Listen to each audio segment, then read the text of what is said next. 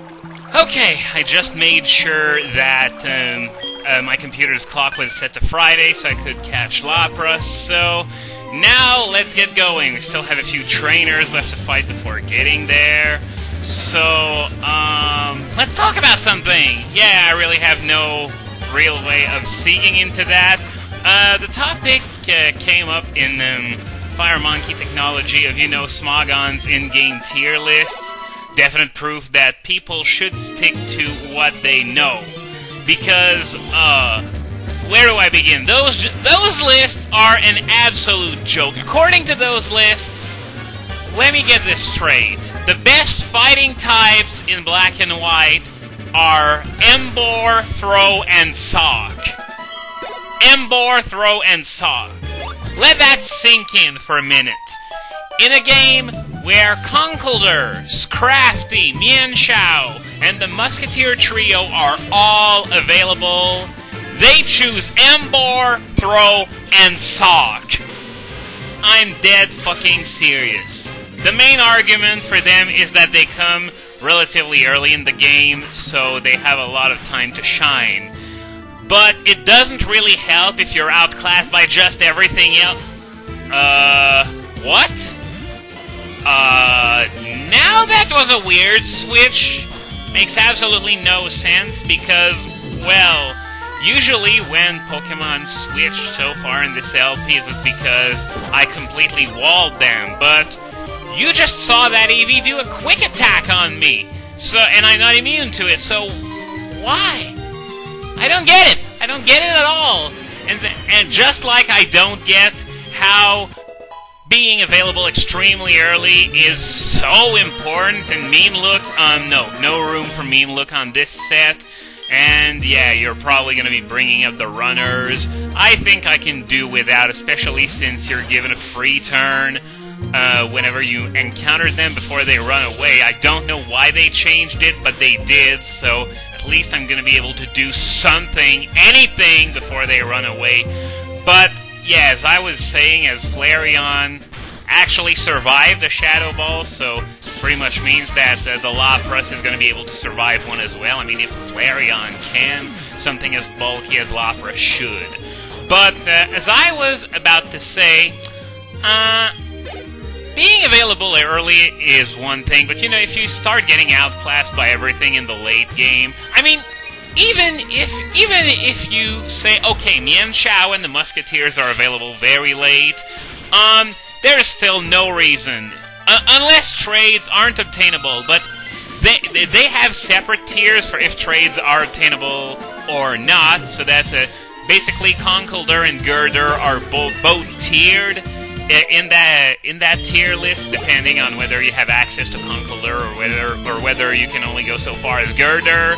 Well, Throw and Sock are still tiered higher than Conkeldurr. And we're talking about a Pokemon that becomes available at the same time and evolves very fast. Level 25 is extremely fast evolution in Generation 5, and yet, Throw and Sock are better because they have better stats throughout the Pinwheel Forest and maybe part of the desert. And for the rest of the game, Conkeldurr is just flat out better. So, yeah, as I was saying, stick to what you know, because those guys clearly have no fucking idea how to play the in-game. If you listen to those guys, you'd be supposed to have 5 team members by the time you reach the second gym.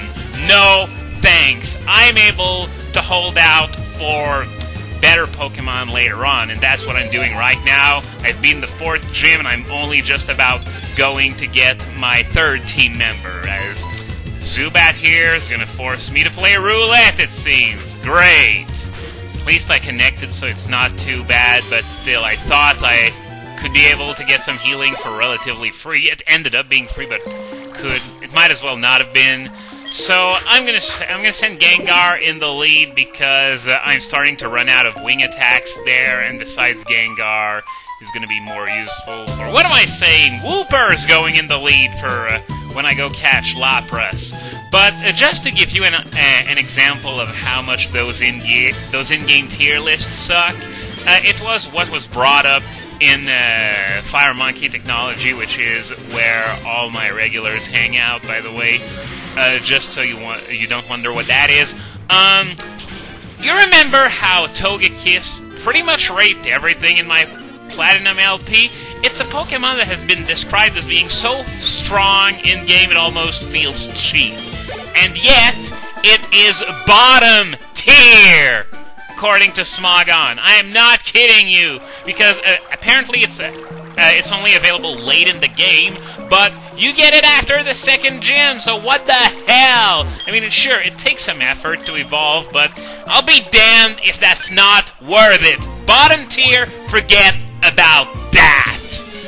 Oh, by the way, it's not even consistent with itself. I mean, you may remember my HM Slave pair for the Platinum LP as being Bibarel and Tropius. Well, Bibarel is top tier because of its ability to learn so many HMs, even though it's pretty much crap in battle, in-game. And Tropius, despite having the same general profile, is bottom tier. Yeah. If you needed proof that these tier lists are bullshit, don't look any further. Anyway, think it's time for us to go for Lapras, so I'm going to send Wooper in the lead, as discussed earlier. I'm just going to save state. So let's go for no game. That's not what I wanted you to do. Hey, buddy, get over here. Thank you. So as I said before, I put Wooper in the lead so that I could figure out which ability it has right off the bat. I mean, Shell Armor could protect me from bullshit criticals at critical times, but Water Absorb is just so much better that it's worth checking. Great! Paralyzed, and okay, Surf does nothing.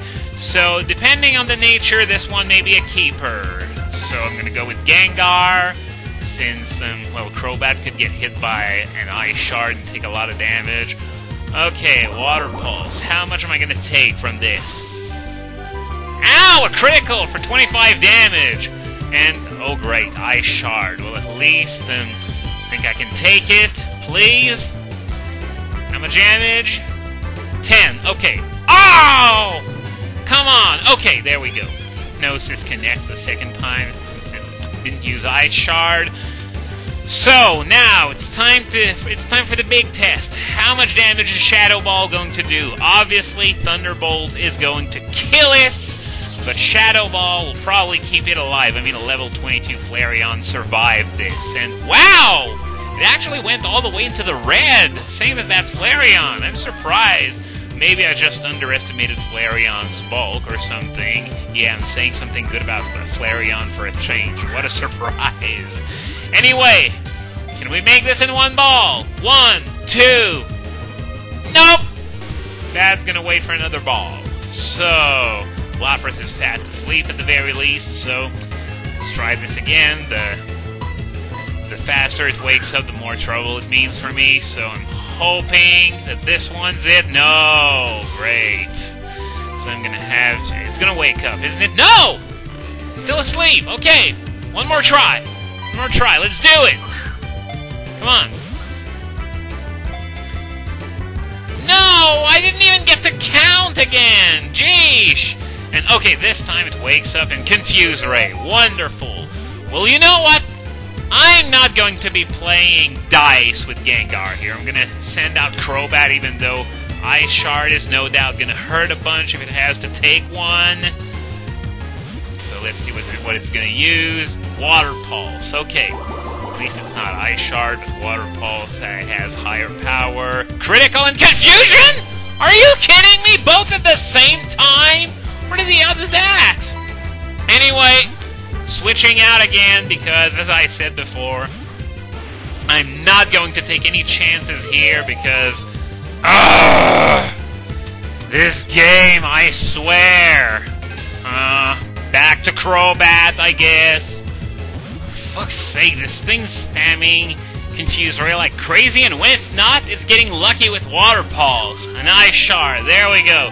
We're gonna see how much damage it's gonna take from this. At least it's level 33, so not gonna be as bad as it could be. 18 damage. So, now it's asleep again. Hopefully, stays asleep for as long as it did last time, because At the rate this is going, I'm gonna need to chuck a whole bunch of balls at it.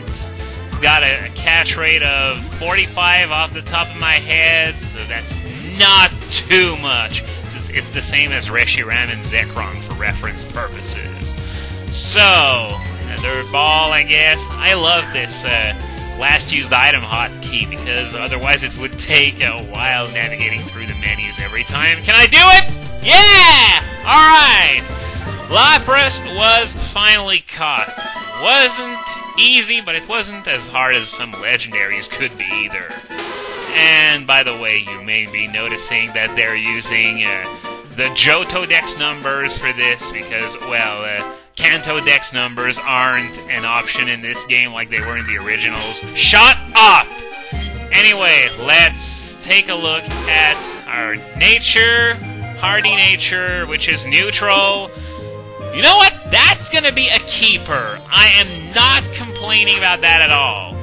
Back in the lead, Gengar goes, because at least it has some PP to fight with, unlike Crobat, and Lapras is asleep and in low HP, so it's in no condition to fight right now. But, yeah, as I was about to say, neutral nature is a keeper. I mean, I would have loved for it to have an attack-reducing nature, but I didn't want to start over 1,000,000 times for that either, because it was actually sort of painful the second time. So, yeah, neutral nature, at least none of the stats that I'm going to use are going to be GIM, so I guess that's okay. So, what I'm going to do now is, I'm not going to explore the remainder of the Union Cave that I haven't seen yet. I'm going to keep that for a bit later for when my Lapras is in condition to fight. By the way, the area I'm referring to is the area that leads to 2 more hidden chambers in the ruins of Al. So, I'm going to keep that for later. I'm going to grind Lapras first and foremost off-screen. I'm going to give it Thunderbolt and Ice Beam as well. I accumulated enough Game Corner coins in my spare time, so that's not going to be an issue at all. And you know what? I'm spamming Shadow Ball like crazy now on those Quagsires with my Gengar rather, and it made me think. You know, it's been sort of funny the patterns that's been going on with it. It started out with Lick, and I thought, you know, man, Lick sucks, I can't wait to get Nightshade. Then, when I get Nightshade, it's like, yes, finally I got Nightshade! And then, after a while of using Nightshade, I'm thinking, man, Nightshade sucks, I can't wait to get Shadow Punch. And then I get Shadow Punch, and I'm like, oh my god, yes, finally I'm going to be able to do some damage. And then, after that, Shadow Punch starts sucking, and after that I'm all, oh man, I really want Shadow Ball. And then I got my Shadow Ball, and I'm like, oh my god, Shadow Ball kicks ass! And later on in the game, I'm going to be like, man, Shadow Ball is so lame. Or maybe not, because 80 power plus stab off Gengar's massive special attack it's going to last me until the very end of this LP. Anyway, now that I've made it to the top floor, I'm just going to change my lead back to Crobat so that it can use its last remaining PP to get those little scraps of experience on this floor, since it needs that experience more than Gengar. And by the way, just a random tip for any aspiring Gengar user, do not ever use Dark Pulse on Gengar. The reason for that is because Ghost and Dark have very similar type coverage, but Dark Pulse doesn't have stab, whereas Shadow Ball does. So, basically, Ghost and Dark are one of the few type combinations where you just shouldn't run both because they're so redundant. So, finally, we made it back out on Route 33, so I'm going to end this video the same way I've ended so many others, by humping trees until they give me their balls. Yeah, that didn't sound dirty at all. So anyway, next time, we're going somewhere.